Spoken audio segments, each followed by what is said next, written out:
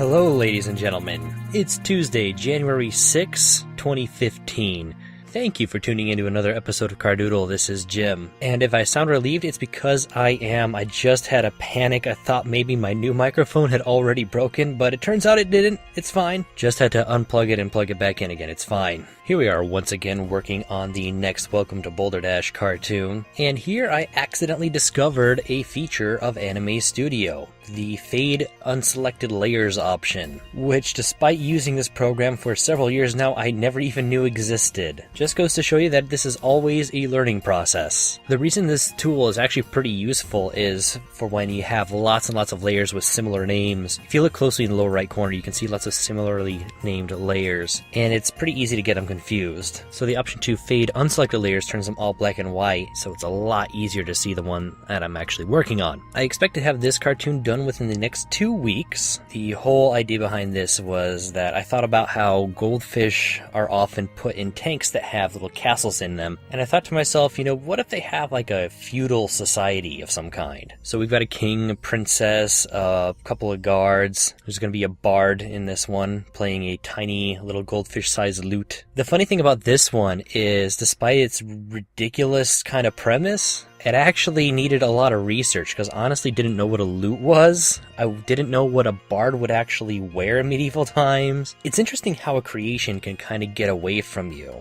This isn't even an idea that came up in any of my initial sketches. I think I saw a TV commercial with a goldfish in it or something. But thanks to those sketches, I now have a couple of ideas to use in the coming months for new cartoons. I'm not going to go into what those are right now. Never ever talk about your next project unless you're already working on it. Remember that, kids. I'm not sure why, but I feel like when you talk about your next projects a whole lot, it kind of relieves some of that pressure in your head. It's hard to explain. When you want to create something, there's a kind of almost a push, a drive in your brain. And when you talk about your project a little too much, it relieves that pressure. I don't know if that makes any sense. While working on this, I'm also working on the new intro and outro. You saw a lot of the creation of the outro card in one of the previous episodes. I actually sent the intro and outro to Jennifer at Frederator, and she was great, gave me some really good feedback. I may not be able to incorporate all of it into the next episode. I probably won't have time, but I am putting down those notes and working on altering them for the future.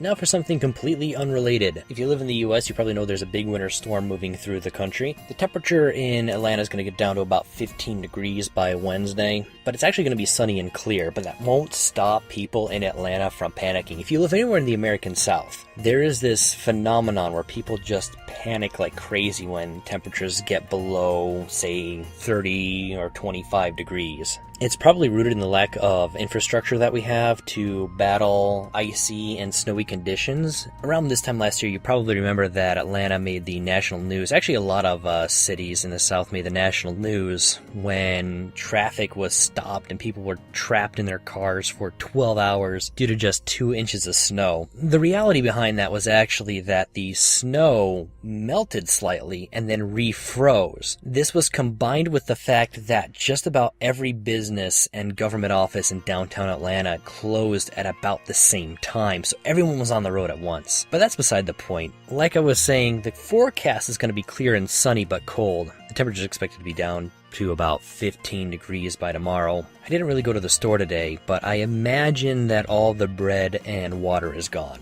Does anything similar happen in your town? I've lived in the north, so I never really saw this happen. But then again, we had snow plows and salt trucks and stuff. I'd love to hear about it in the comments section. Thanks again so much for watching. Please remember to like, share, comment, and subscribe. I really appreciate it. It does help the channel quite a bit. Hope you all stay safe and warm in the coming week, and I will see you next time.